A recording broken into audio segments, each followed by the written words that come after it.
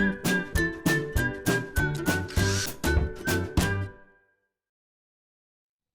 it's Steve. Today we'd like to show you how to change the blower wheel on your dryer. A blower wheel is used to create the airflow which dries your clothes. Now, if the hub or the fins become damaged on your blower wheel, it can cause it to be noisy or it may affect the airflow. It's a really easy job to change. Let me show you how we do it. Now, to do this repair, we will need to disconnect power to the dryer. We'll also need to disconnect the vent and pull the dryer where we can get access to both the back and the bottom of the dryer. So we'll start with disconnecting the power. When we pull the dryer out so we have access to the back, and we'll begin here. There are two screws that secure the top panel to the dryer, and we'll need to take those off. We'll just pull that top towards the back and then lift it off. Now while we're back here, we'll also remove three screws that secure this back panel that surrounds the exhaust vent.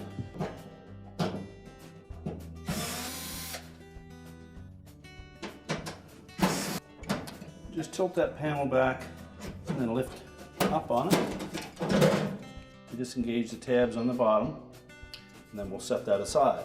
Now we can also remove the exhaust vent from the back of the blower housing, so just pull it straight off and set that aside. Now while we're still at the back of the dryer, our next step will be to release the belt tension from the drum, and to do that we're just going to pull this idler towards the center. Release the tension and then flip the belt off of it, and just tuck that belt forward of the idler, and we'll remove it after. Now our next step will be to remove this cover over the rear tumbler bearing. So we'll just remove this single screw at the bottom of that cover.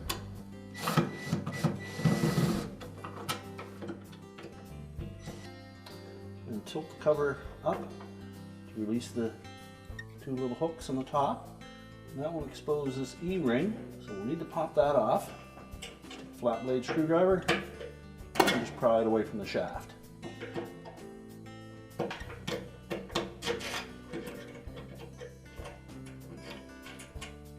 Then remove the two spacer washers, and we'll set all of that aside. Now we can move to the front.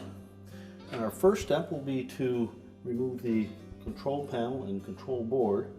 And to do that, we first need to remove the single screw from the back.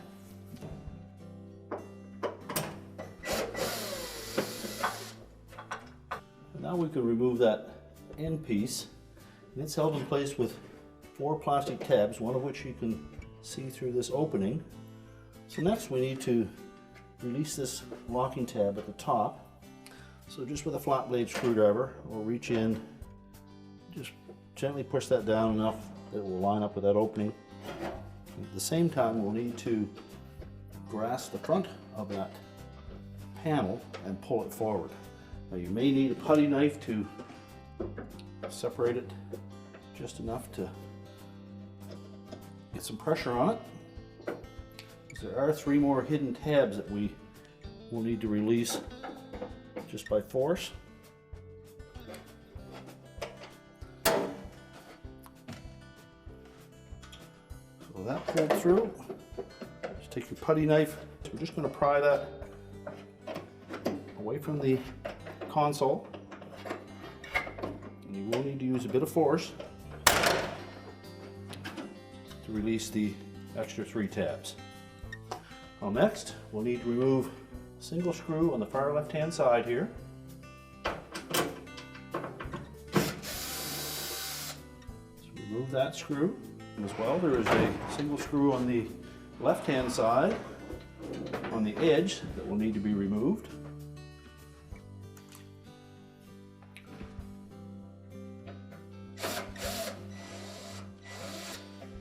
And while we're in this area, we'll remove these wire ties that secure that harness to this cross piece. And if they're a zip tie, you'll need to cut them. And if they're a twist type, simply unwind them and remove them. We will need to reuse them later.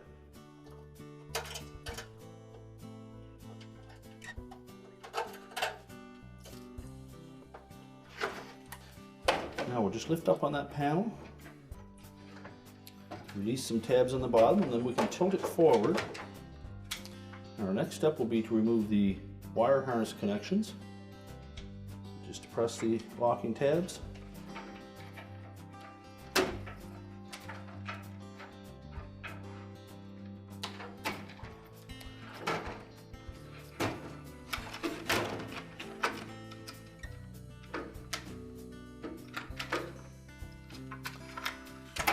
And then we'll set the control panel and console aside. Now our next step will be to remove the door. And to do that, we'll loosen the two bottom screws, one on each hinge. We'll just loosen those about 1/4 inch spacing. Then remove the top ones. And just lift up on the door, remove it, and set it aside. Now next we'll need to remove the bottom access panel. So we'll just take a putty knife, and there are 3 tabs that are attached to that lower panel that fit up into the front panel. I'm just going to depress those. Once we've disengaged those, we'll just lift that panel away from the base. And the service instructions are tucked inside of that. Now next we'll remove 4 screws across the bottom, and then 3 more across the top.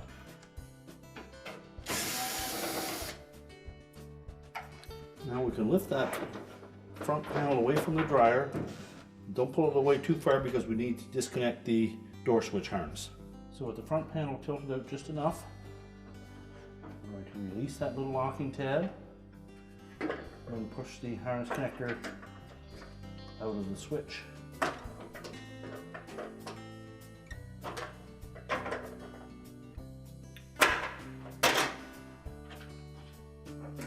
And then we can take that front panel and set it aside. Now with the front panel out of the way, our next step is to remove these 3 screws that hold that blower housing lint duct assembly in place. Just pull that out from behind that panel and set that aside. Well, next we'll need to remove this support piece at the top. And there are 4 screws on the front, and there are also 2 more on the top. These 2 shoulder screws need to come off as well. Just pull the harness out of the way, and we can remove that panel. Now we can take the belt and just lift up gently on that tumbler. We'll pull it through the rear bearing and out through the front of the cabinet where we can set that aside. Now next we'll need to release the spring from the idler assembly. So we're just going to grasp that with a pair of pliers and pull it off. So just with a pair of pliers, just grasp the top of that spring, stretch it, and release it from the hook on the idler bracket. Now next we'll need to remove the wire connections to the motor and start switch. Just depress the locking tabs. Pull those 2 harness connectors off. And as well, we'll need to remove a single wire on the top and another one on the bottom.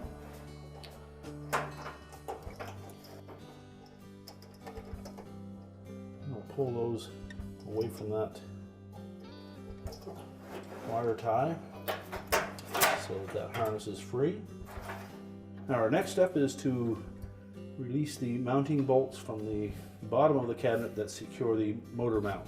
Now we've laid the dryer on its back, and that exposes the 4 mounting bolts for the motor bracket. You'll note that 2 of them have keyhole slots, which would indicate that we just need to loosen those. So using either a 5/16 socket or a 8mm socket, just loosen those 2.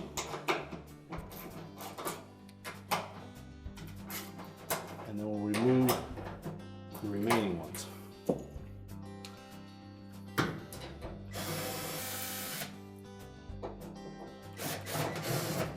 Now with those loosened, we can then just lift that motor and blower assembly straight up, line up the holes, and then we can pull it out and away from the cabinet. Now with the motor and blower assembly on a suitable work surface, our next step is to remove these 7 screws that secure the cover to the blower housing.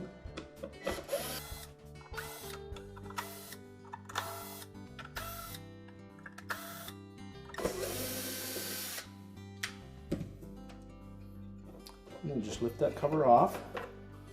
And you'll note in the center of the blower wheel there is a nut that secures it to the shaft. There's a 1/2 inch socket will fit on that. But we'll also need to secure the motor shaft from turning. And at the rear where the belt pulley is, you'll note that there is a flat side on that shaft. That will accept a 7/16 wrench. So just secure that rear of that shaft. It's a standard right-hand thread. Just loosen that bolt. Just loosen that nut.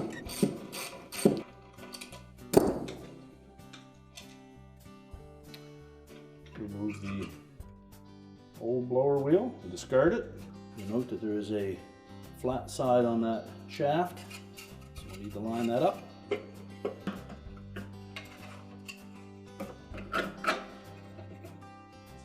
Now with it fully inserted onto the motor shaft, we'll reinstall that retaining nut.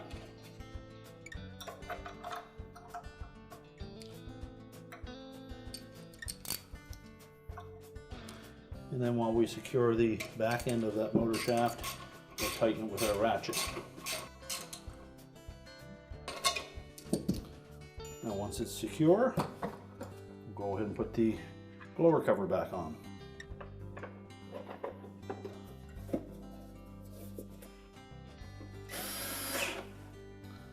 Install the retaining screws.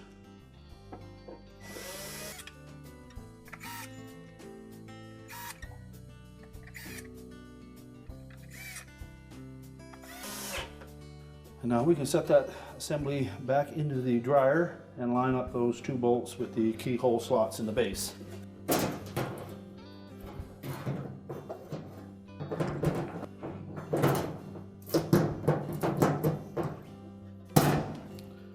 And just make sure both of those bolts slide into the bottom of those slots and then tighten them.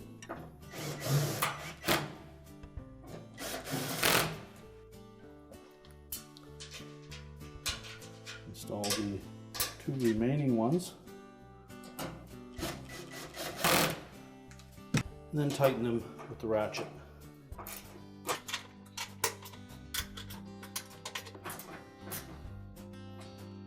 Now we can stand that dryer back up and we can begin the rest of the reassembly.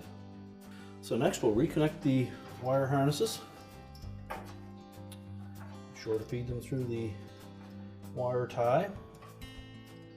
Or if you've cut the old one, you need to replace it.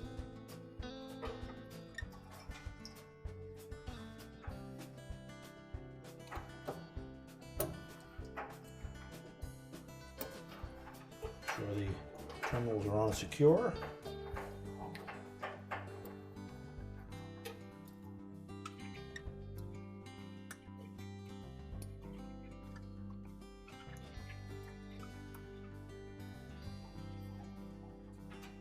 And then we can also reconnect the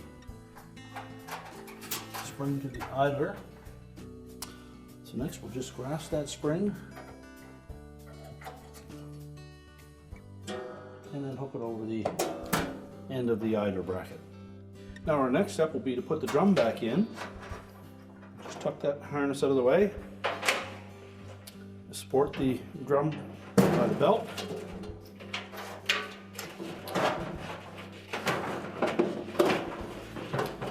Then line up the shaft on the rear with the bearing. Make sure it's fully inserted out through the back.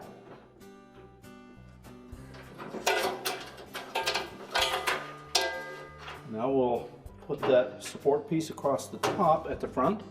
We'll start with the 2 shoulder bolts. Go down from the top and tighten those securely. Then the 4 Phillips screws go through the front.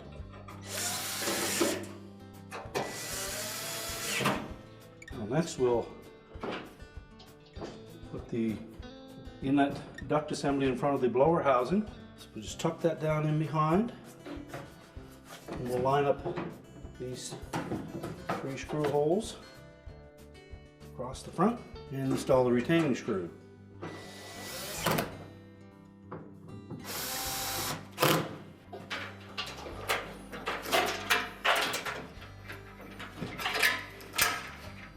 We'll pull that harness out through that opening.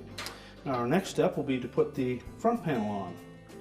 Now when installing the front panel, you may find it easier to remove that door switch, which is a fairly simple procedure. Just press down on the top of it and push it out through the front of the panel.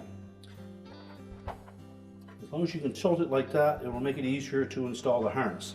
Make sure that we line that harness up so that the little hook, so just line up the connector, hold the body of that door switch, and push the connector firmly into place and make sure that tab engages.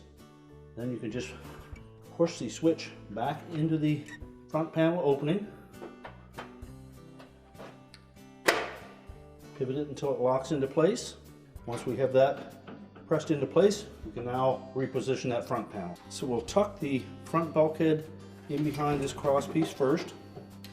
And we're going to lift that whole panel up enough that we can insert this little metal tab into that slotted opening. If everything is positioned properly, the front panel should lay flush across that support panel. And then tilt it back and install the screws on the bottom.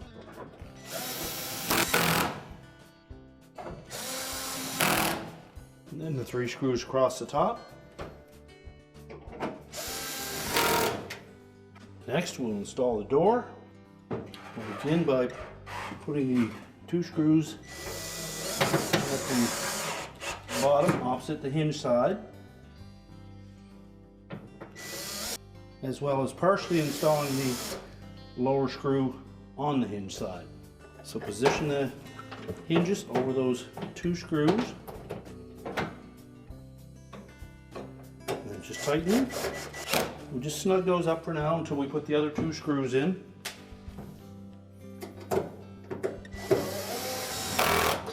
And then tighten all 4. We're now ready to put the console back on. So we'll start by reinstalling the wired harness connectors first.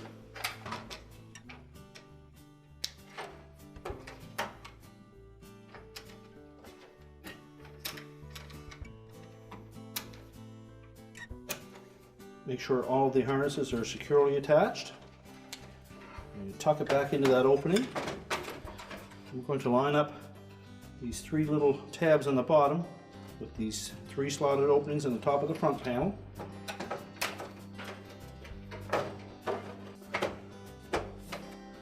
And then just press the panel back in until it latches across the top.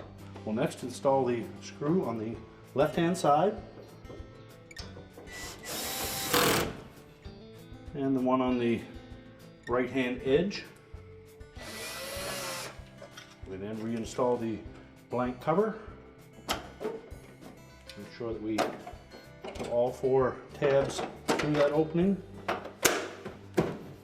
Snap in place. Reinstall the retaining screw from the back. We'll also tilt it back and install the toe plate. Again, we'll make sure that the 3 lower tabs line up with the slotted openings. Tilt it into place and then just give it a little tap. The top tabs engage. And now we're ready to go to the back of the dryer. Just install that retaining screw. Now to reinstall the belt, we'll line it up roughly on the outer drum where it belongs. And then we'll pull it across the top of the eider pulley. Then grasp that idler pulley, pull it towards the center of the dryer. That will give us enough extra belt. We can roll it around the motor pulley. Now we can put the exhaust vent in and the back panel on. We'll begin by inserting that exhaust vent fully onto the blower housing outlet. Position the back panel over that vent. Just lift up on it slightly so that these tabs on the bottom will clear the lip at the back of the cabinet here. Line up the screw holes and install the retaining screws. Now we're ready to put the washers and E-ring on the back of the drum shaft. Now we'll begin by pushing the drum fully towards the back of the dryer. We'll take our 2 spacer washers, slide those over the drum shaft. We'll take our E-ring, position that in that groove. We're using a pair of pliers. Just make sure that we put it completely into that groove. We'll then take our cover, line up the 2 hooks on the top, pivot it down into place, and reinstall the retaining screw. Now before we put the top back on, our last step is to pull that harness up into place and reinstall the wire ties or zip ties to hold it in place. You'll note that there are 3 rectangular shaped holes we will use for the ties.